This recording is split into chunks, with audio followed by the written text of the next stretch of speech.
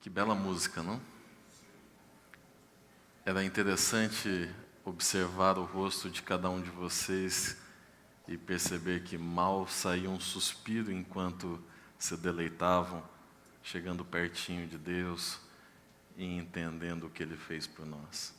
Quase que ouvindo as palavras de Cristo na cruz, quase que se comunicando com Ele. Muito obrigado também ao Metal e Companhia que introduziram esse louvor maravilhoso a nós hoje. Antes de começar a mensagem, queria dizer para a professora Maria Emília que estamos orando pela sua família, a igreja toda. José Carlos, estamos orando pelo seu tio também. Estamos orando por cada um de vocês. Em cada momento, em cada conversa, que descobrimos um motivo de oração pelo qual você está preocupado, está ansioso, nós estamos orando por cada um de vocês. Lá em Roma, tem o Coliseu, e esse Coliseu, ele é famoso, esse Coliseu, ele é um marco histórico, arquitetônico, e principalmente pela sua história, ele causa impacto em quem observa, em quem lembra dele, em quem lembra o que acontecia lá. Diz que quando o Coliseu foi inaugurado, 5.000 animais foram mortos lá dentro. O Coliseu como um objeto de tortura bárbara e de diversão ao mesmo tempo, quase que desumano, quase que com os shows que a gente tem na televisão hoje em dia. E quando o governador, quando o imperador descobriu que existiam 40 homens que estavam naquele Coliseu, 40 gladiadores que adoravam a Deus, que haviam se tornado cristãos, então ele só deu uma ordem. Pegou o seu principal comandante e mandou que levasse esses 40 homens, agora cristãos, gladiadores bárbaros, mas que encontraram em Cristo a solução para o seu vazio interior. E mandou que aqueles 40 homens fossem levados para um lugar muito frio, no meio da neve, no alto de uma montanha, e fossem amarrados e largados lá. E aqueles 40 homens levados para lá, por um comandante com o seu batalhão, cuidando para que o castigo fosse doloroso, para que eles se arrependessem disso, e tinha uma ordem: se vocês abrirem mão do seu Cristo, podem sair daí que nós vamos acolher vocês. Nós temos aqui um lugar quentinho, aconchegante, mas o custo para estar conosco é abrir mão do seu Cristo. A noite veio, começou a piorar o tempo, e aquele comandante, no seu conforto da sua cabana, ele começa a ouvir um som, um hino, cantado por esses 40 gladiadores. E esse hino diz assim: 40 gladiadores que lutam por Cristo, reclamam dele a vitória e a coroa. Essa frase se repetia, e aquele comandante ficou incomodado, porque como que 40 homens bárbaros, no meio de uma neve com frio, sendo ameaçados de morte, porque esse era o destino inevitável naquela situação, como é que eles diziam que lutam por Cristo e reclamam dele vitória e coroa? Quando amanhece, ele ouve um barulho e um dos gladiadores tinha saído do meio daqueles 40, ajoelham aos pés daquele comandante e diz: eu desisto de Cristo.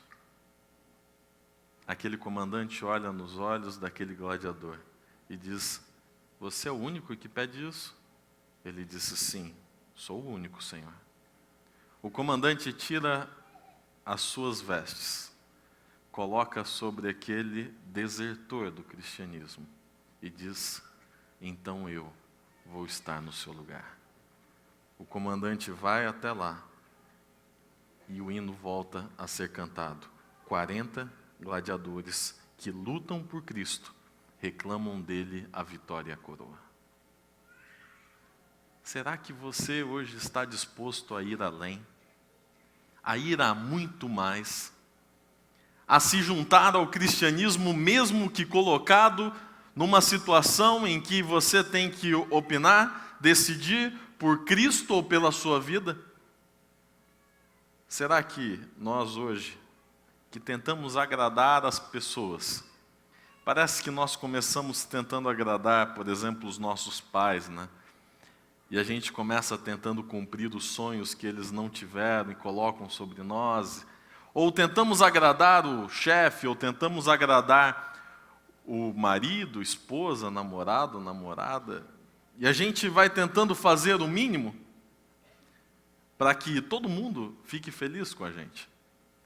A gente vai tentando fazer também o mínimo para que Cristo seja feliz conosco e esteja tudo bem.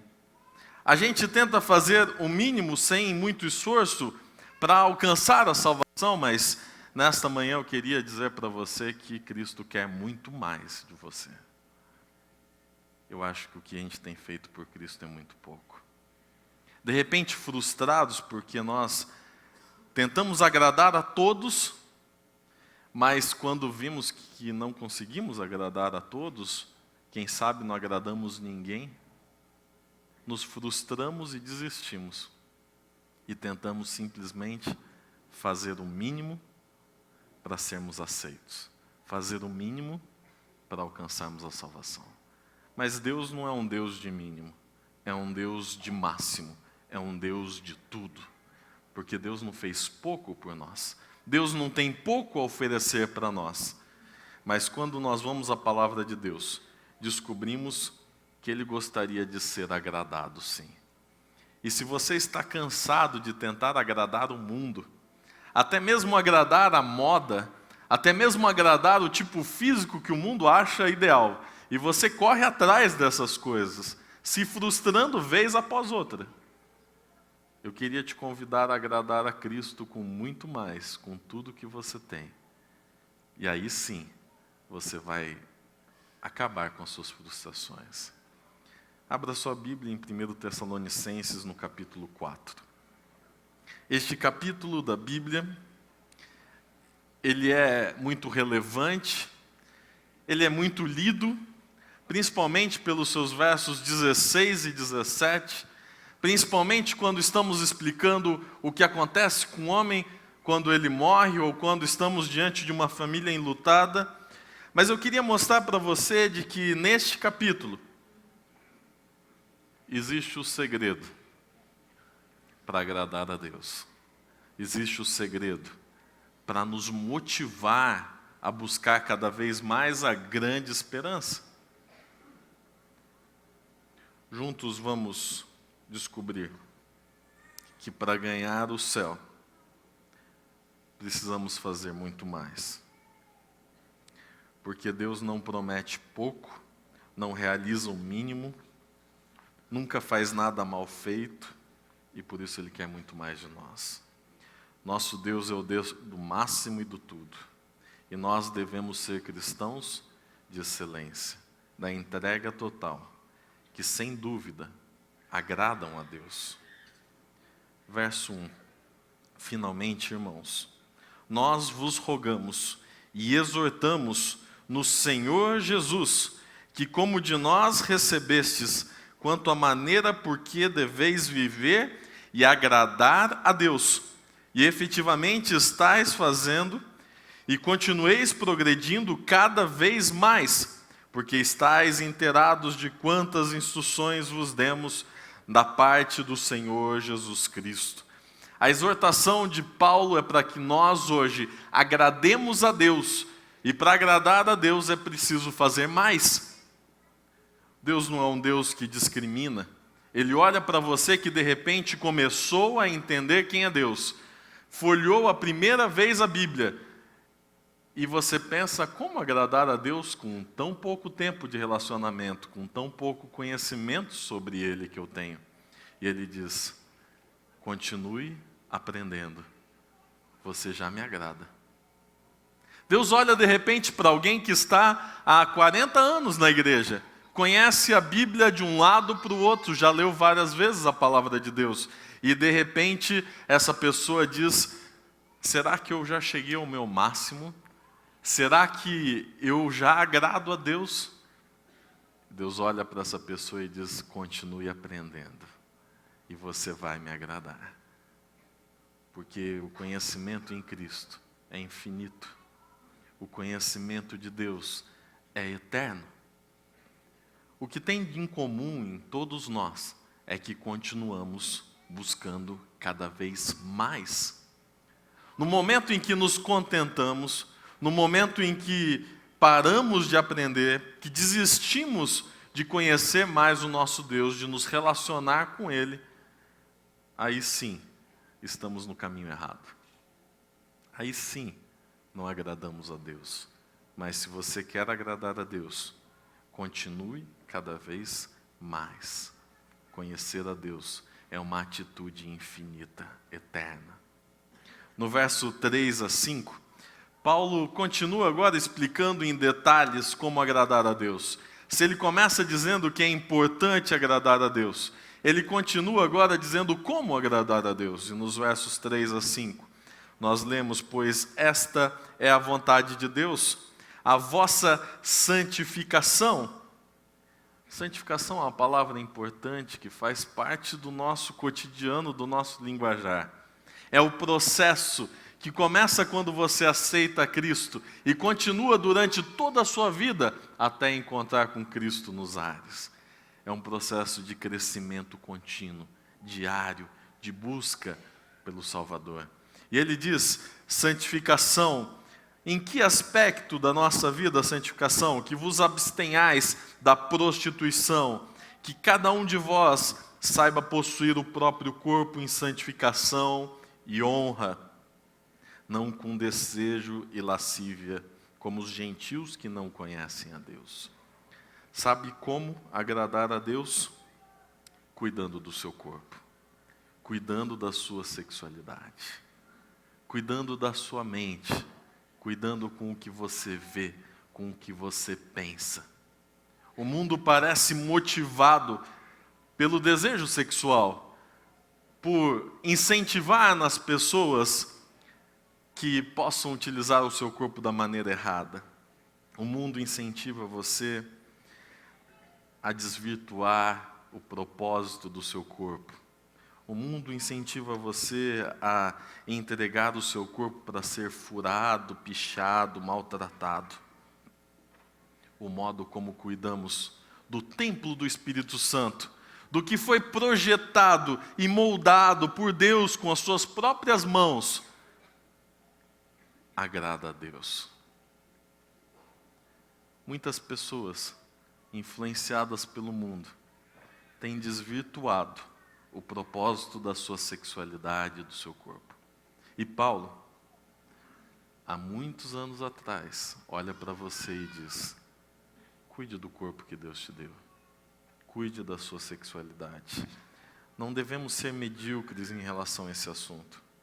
Deus se agrada com muito mais louvor e adoração através da sua vida toda, através do seu corpo todo, através do seu ser inteiro. Nós não acreditamos que Deus se agrada só da sua espiritualidade, mas de você todo. Ele quer você completo. Por que nós estamos dando só um pouquinho de nós? Por que nós estamos nos limitando a muito pouco para Deus? Deus quer muito mais de você.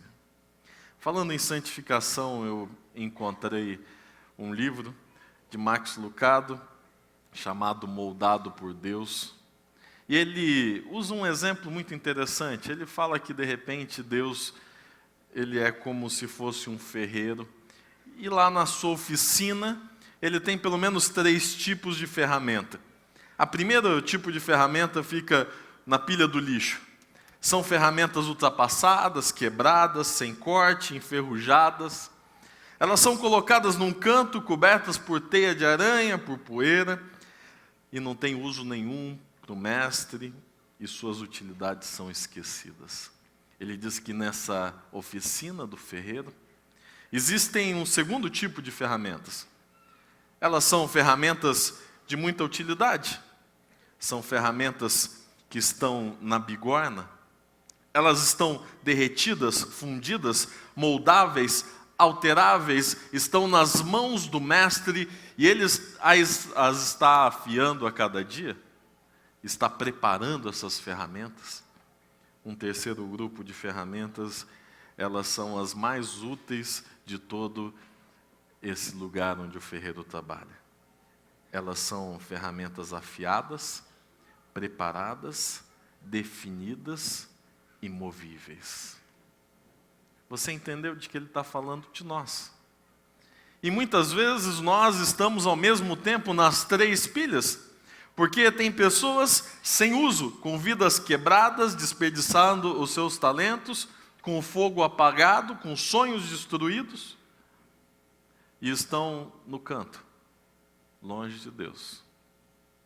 E o chamado é que você saia dessa situação e esteja pelo menos na bigorna, com o coração aberto, faminto pela mudança, pela palavra de Deus, com ferimentos sendo curados, com visões tornando-se claras.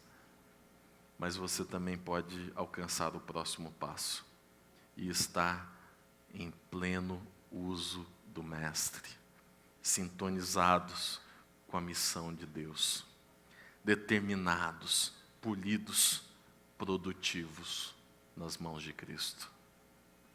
Isso é o processo da santificação. O problema é que muitos de nós se recusam a se entregar nas mãos de Cristo. O problema é que muitos de nós, em alguns momentos, se fecham para Deus e não se deixam mudar por Ele, não se deixam afiar por Cristo. E aí não tem solução, não tem esforço pequeno perto de tudo que Cristo pode fazer por nós. Não existe coisas mínimas com Deus. Deus quer tudo, quer você completo. Sabe, Paulo, ele olha para nós e como um grande mestre, como um grande professor, ele sabe que um dos segredos da educação, e eu estou diante de doutores em educação aqui, é repetir, e repetir de novo, até aprender. E quando ele conclui um ciclo, dizendo sobre o que agrada a Deus, depois de como agradar a Deus, e no verso 6 ele diz assim que do que Deus não se agrada, a partir do verso 7 ele vai repetir tudo de novo. Verso 6, e que nesta matéria ninguém ofenda nem defraude a seu irmão, porque o Senhor, contra todas estas coisas, como antes vos avisamos e testificamos, claramente é o vingador. Se Deus se agrada de você cuidar do seu corpo e louvar a Ele com tudo que você tem, Ele se desagrada quando você, crescendo em graça, olha para pessoas que não chegaram a um determinado patamar e diz assim: tá vendo? Eu cuido, você não. Tá vendo? Eu vou à igreja, você não, eu sou melhor que você. Nenhum cristão tem o direito de sentir melhor, maior do que ninguém. Porque no fim, todos precisamos continuar crescendo. Se Deus se agrada de você louvar a Ele com tudo que você tem, Ele se desagrada quando você olha para outro ser humano e o desmerece. E diz que Ele é o vingador. Ele é o que defende as pessoas discriminadas. Ele olha para você e não se agrada. Paulo então repete tudo de novo. Versos 7 e 8. Ele lembra que nós devemos agradar a Deus, porquanto Deus não nos chamou para a impureza, e sim para a santificação. Ele volta a dizer: agrade a Deus, esteja no processo da santificação. Verso 8 de Sarte: quem rejeita essas coisas, não rejeita o homem, e sim a Deus, que também vos dá o seu Espírito. Quem rejeita agradar a Deus, não está rejeitando a igreja, não está rejeitando o pastor, não está rejeitando os seus amigos e familiares, está rejeitando o próprio Deus. Se Paulo disse que uma das maneiras de agradar a Deus é com todo o seu corpo, agora ele lembra de um segundo item da vida cristã que agrada muito a Deus. Verso 9 e 10. No tocante ao amor fraternal, não há necessidade que eu vos escreva, porquanto vós mesmos estáis por Deus instruídos que deveis amar-vos uns aos outros. Sabe o que agrada a Deus? O amor. Não o amor desvirtuado do mundo. Não o amor pregado aí fora, aonde você ama o seu cachorro, um pastel ou qualquer coisa. Amor não é isso que nós vemos por aí. Amor é mais profundo. Amor é olhar para as pessoas necessitadas, abrir o seu armário, o seu guarda-roupa e escolher roupas em bom estado para doar para essas pessoas. Amar é olhar alguém que tem menos que você e repartir o que você tem com ela. Amar é aceitar, é perdoar os pecados dos que estão em volta de você, daqueles que te ofendem, e você compartilhar a graça de Cristo. Isso é amar. Amor vai além. E só sabe amar aquele que experimenta o amor de Deus. Só sabe amar quem continua conhecendo o Mestre dia a dia. Sabe, amor lembra perdão e graça. Lembra que todos nós precisamos do perdão.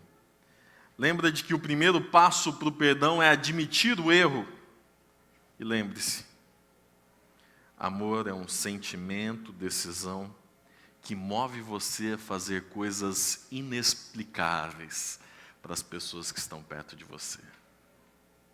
Move você a ações que são chamadas de loucura pelo mundo. Porque o natural é o egoísmo, o natural é pensar em mim primeiro, antes dos outros, o natural é colocar você em primeiro lugar. Mas quando olhamos para o cristianismo, o amor agrada a Deus.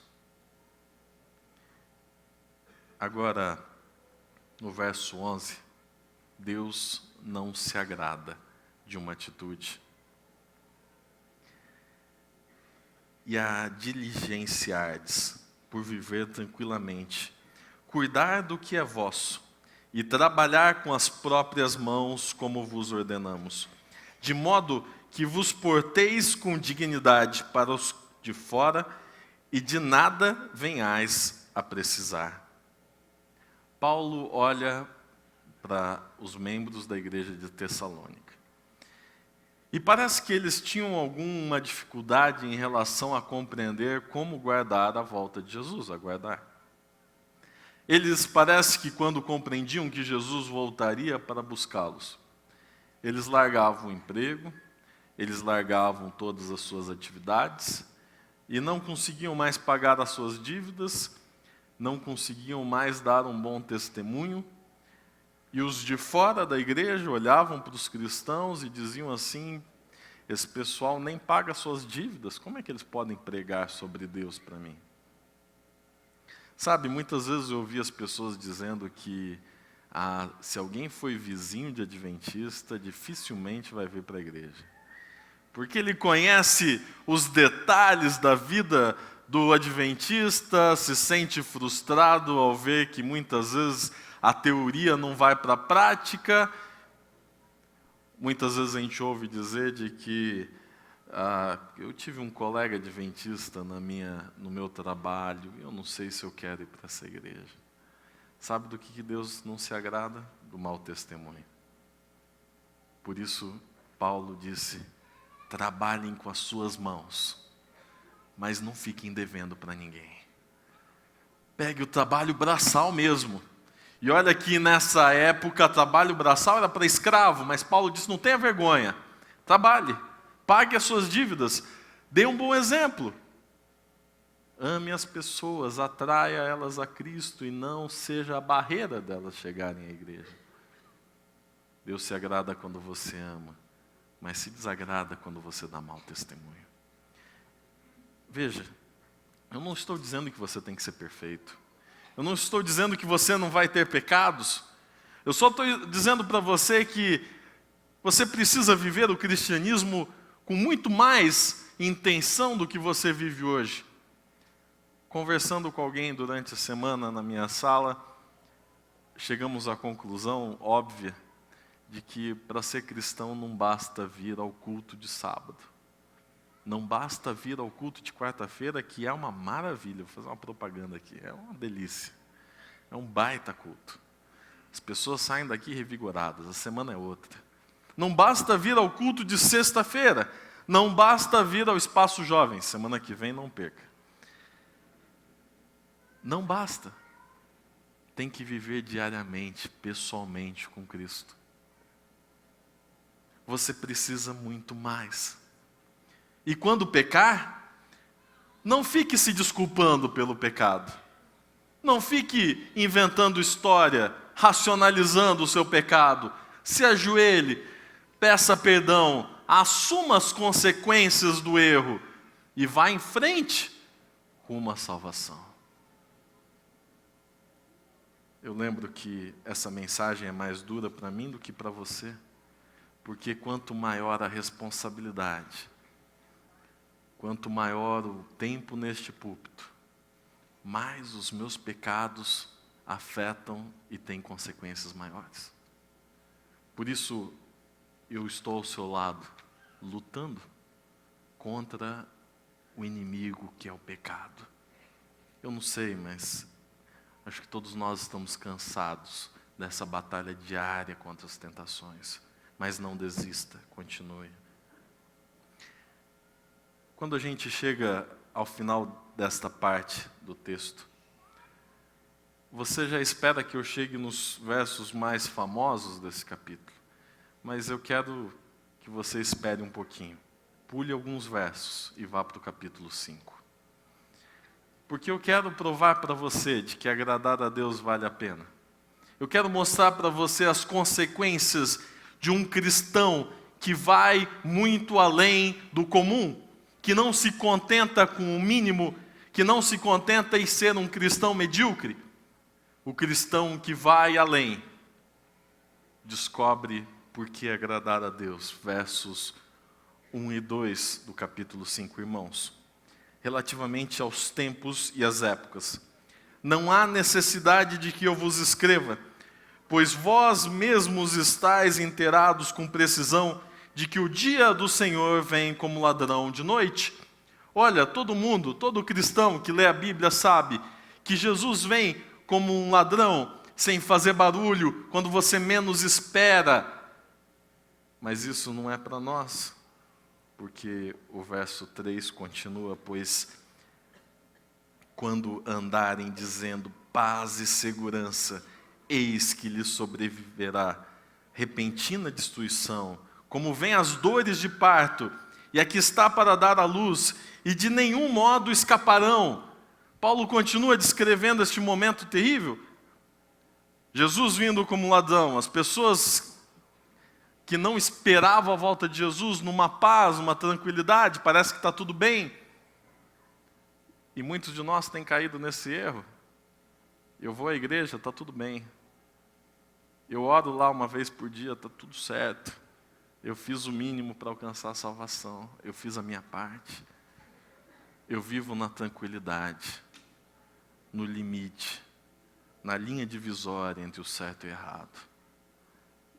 Eu uso um pouquinho do prazer do mundo, com o meu corpo, com a minha energia, mas eu volto à igreja. Mas eu estou aqui, eu venho nos cultos. Está tudo tranquilo. Paulo diz que essas pessoas vão se surpreender, porque quando Jesus vier, e essas pessoas não vão estar atentas, vão estar na tranquilidade do seu dia a dia. Isso vai ser terrível para eles, mas não para você, que toma a decisão hoje de ser muito mais cristão. Porque quando nós olhamos o verso 4, ele diz, mas vós, irmãos. E ele está falando para você que quer tomar uma decisão hoje, de estar nas mãos do ferreiro, de ser uma ferramenta afiada nas mãos de Deus. Ele diz, mas vós, irmãos, não estais em trevas, para que esse dia como ladrão vos apanhe de surpresa. Para vocês não é surpresa, é alegria, porquanto vós todos sois filhos da luz e filhos do dia. Nós não somos da noite nem das trevas, assim, pois, não durmamos como os demais, pelo contrário, vigiemos e sejamos sóbrios. Você não está nas trevas, você é filho da luz, do dia. Para você, Jesus não vai chegar de surpresa, Jesus não vai ser terrível a volta de Jesus para você, vai ser simplesmente o melhor dia da sua vida. Vai ser só sorriso, alegria e felicidade, porque você tomou uma decisão hoje de ser um cristão completo, de ir muito além do mínimo, de ser totalmente de Deus, de desfrutar completamente do poder de Deus na sua vida, porque é Ele que opera em nós a santificação, pela sua vida toda. Cada dia mais. O resultado, o porquê devemos agradar a Deus, é para sermos filhos da luz. É para estarmos sóbrios, estarmos com a nossa mente focada em Deus, estarmos entendendo o propósito dEle para a nossa vida, obedecendo à vontade dEle, que só é conhecida quando temos um relacionamento profundo com Ele. Sejam sóbrios, estejam atentos, sejam filhos da luz do dia. Para vocês, a volta de Jesus não vai ser uma surpresa. Vocês vão estar prontos. E pronto não significa estar sem pecado, mas pronto significa estar buscando cada vez mais, muito mais. Eu gostaria de voltar aos versos agora 16 e 17 do capítulo 4. Quando eu leio esses textos, parece que uma chama inunda o meu ser. Parece que o coração está pegando fogo. Ao ler esses textos, você tem que imaginar aí na sua mente. Você tem que buscar a sensação no seu ouvido, nos seus olhos, na sua pele, ao estar diante do maior evento de todos os tempos, ao estar diante da grande esperança. Verso 16, porquanto o Senhor mesmo, dada a sua palavra de ordem, assim como Ele criou o universo com o poder da sua voz, agora Ele fala novamente, ouvida a voz do arcanjo, e ressoada a trombeta de Deus, descerá dos céus, e os mortos em Cristo ressuscitarão primeiro. Eu não sei o que te motiva mais a estar presente nesse dia. Se são seus amigos queridos, se é a sua família, se são os seus queridos que já faleceram, mas a Bíblia traz essa maravilhosa esperança e diz: os mortos em Cristo ressuscitarão primeiro. Depois nós, os vivos. Um grupo privilegiado, porque viu a volta de Jesus, porque foi até o fim, porque alcançou a coroa da vitória, passou por todos os momentos e está lá, diante do Mestre, com um sorriso no rosto, protegido por Deus, nos últimos momentos da história do pecado. Os que ficarmos, seremos arrebatados juntamente com eles. Entre nuvens, não sei se você gosta da sensação de estar entre nuvens, mas é fantástico. Entre nuvens, para o encontro do Senhor nos ares.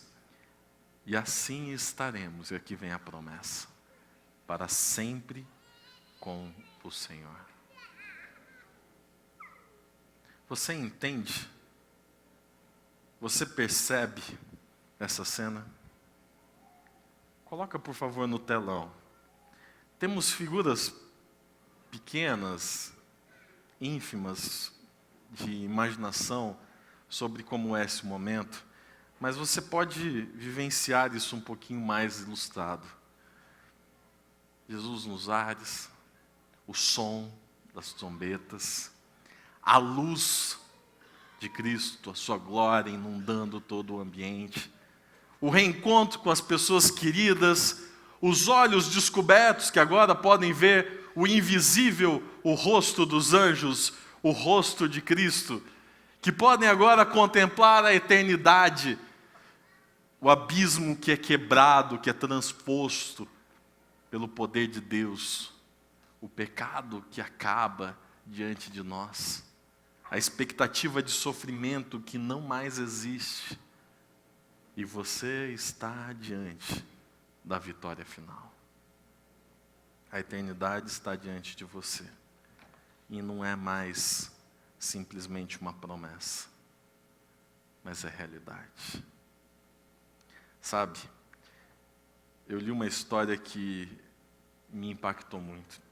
Diz que em 1914, o senhor Shackleton, ele estava numa viagem pela Antártida. E você sabe, se você já viu algum documentário da Antártida, você sabe que os barcos eles vão navegando pelas águas geladas e às vezes eles encontram placas de gelo muito grandes que cercam o navio e o navio precisa ir quebrando as placas de gelo, enfrentando aquela temperatura congelante, e o barco de Shackleton ia cortando o gelo, cada vez ia entrando cada vez mais naquela geleira. E o gelo começou a cercar o navio, começou a tomar conta de tudo, até um ponto que o navio não tinha mais condições de avançar, e então ele e a sua tripulação decidem abandonar o navio, descem no gelo, começam a andar na direção de uma ilha coberta de neve, coberta de gelo. E quando chega nessa ilha, Shackleton consegue resgatar um barquinho pequeno. E com esse barquinho, ele tinha agora que percorrer 1.290 quilômetros até a ilha de Geórgia, que ficava um pouco distante da geleira. E com um barquinho pequeno, ele conseguiria ir até lá e voltar com um grande barco para resgatar a sua tripulação. O seu primeiro barco preso no gelo, os seus queridos amigos numa ilha, e eles só tinham um jeito de ser salvos: que a missão do seu capitão tivesse sucesso. Com seu pequeno barquinho ele consegue percorrer todo aquele trajeto, chegar à ilha onde tinha um povoado. E lá ele faz uma missão de resgate. E depois de dias, passando por todo esse caminho, ele só ficava pensando: o que eu vou encontrar quando voltar numa ilha deserta, sem nada, com pessoas em silêncio, quem sabe já tomadas pela loucura? Mas ele então pega um novo barco, maior, mais resistente, e começa a viagem de volta, mas no primeiro dia a tempestade estava muito grande, ele não consegue passar. No segundo dia, o gelo está muito forte, ele não consegue chegar onde estavam seus amigos. Passa-se uma semana e ele começa a pensar de que ele não ia encontrar mais nada lá naquela ilha. De repente, depois de uma semana, ele consegue passar por todos os obstáculos, chega até lá, e na sua mente uma imagem já montada, de que ele encontraria pessoas loucas, sem vida, e quando ele chega, ele observa todos os seus amigos da tripulação prontos para serem resgatados. Todos normais, sadios, e ele pergunta: mas como resistiram ao silêncio, à austeridade deste ambiente por tanto tempo? Sem ter a certeza de que eu conseguiria voltar para resgatar vocês? E então o líder dos homens disse: a cada dia, uma única ordem era dada: preparem-se, rapazes, o capitão vai voltar hoje. Há um segredo para você estar pronto. Prepare-se, porque Jesus vai voltar hoje. Prepare-se, porque Ele está voltando. É simples assim. Você pode estar numa geleira de pecado. Você pode estar num ambiente terrível, cansado de lutar contra as coisas do mal, cansado de ver o mal vencendo batalhas, cansado de ver amigos fraquejando no pecado, cansados de toda essa maldade. Jesus vai voltar hoje. Isaías, no capítulo 40, verso 31, falando sobre o que Deus faz em nós. Ele diz que Ele faz o forte ao cansado e multiplica as forças ao que não tem nenhum vigor. Ele diz que os jovens até se cansam e se fatigam, os moços caem exaustos, mas os que esperam no Senhor renovam as suas forças, sobem com asas como águias. E lá de cima eles podem vencer os obstáculos. E se estiverem na terra, eles vão correr e não vão se cansar. E se tiver que andar, rastejar, vai andar e não se fatigar. Essa é a promessa de Deus para você. Eu quero que você ouça uma música e que você tome uma decisão de ir muito além, de fazer muito mais. Eu sei que de repente você diz: mas é o meu limite. Mas não é, porque não é o meu limite que importa agora, é tudo que Deus pode fazer em mim. Por isso, ao ouvir essa música que fala exatamente sobre esse verso, deixa o cansaço de lado e diz: Senhor, eu quero muito mais. Senhor, eu quero estar pronto. Eu quero ser luz que indica o caminho para quem está nas trevas. Porque eu sou seu filho. Porque eu quero te agradar. Tudo o que tenho é teu, Senhor.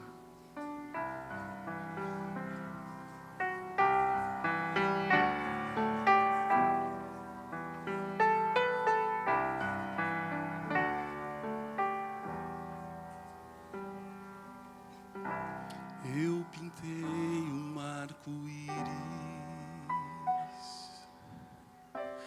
numa folha de papel, mas Deus criou o firmamento e as estrelas pôs no céu. Fiz um barco de brinquedo pra brincar com meu irmão, mas Deus mediu o oceano só com a concha de sua mão.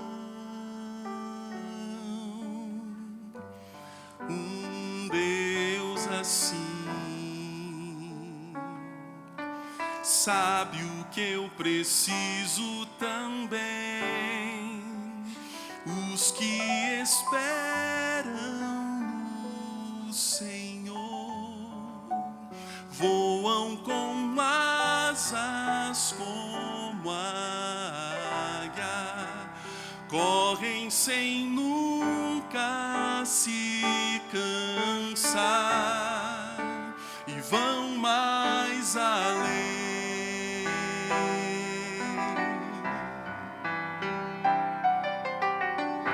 Tentei fazer refazer a minha história, mas cansado percebi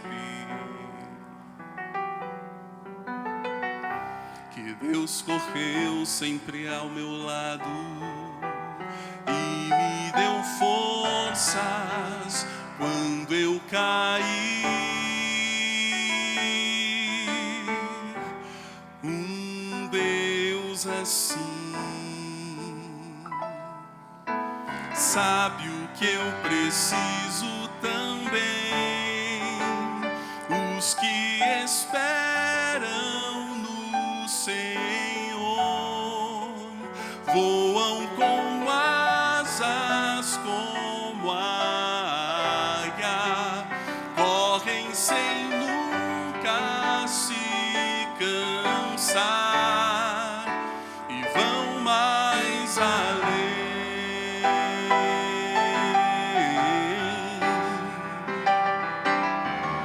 Será que o mundo ainda não sabe que só a força em Jesus? O que mais será preciso além do sangue, além da cruz?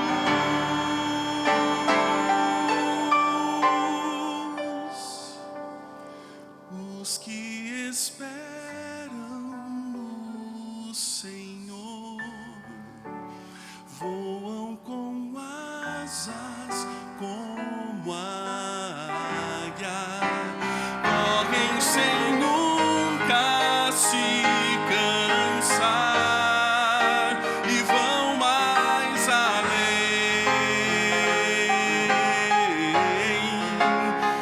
Os que esperam no Senhor voam com asas como a águia, correm sem nunca se cansar e vão mais além.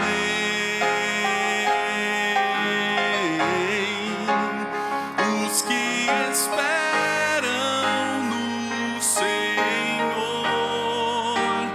vão mais além.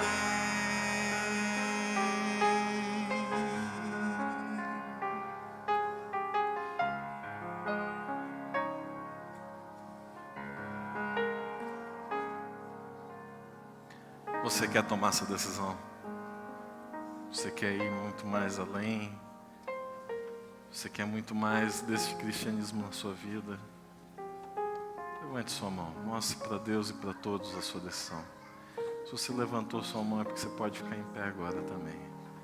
Se levante, diga para o mundo aquilo que você quer, a sua decisão, aquilo que você vai deixar Cristo fazer na sua vida.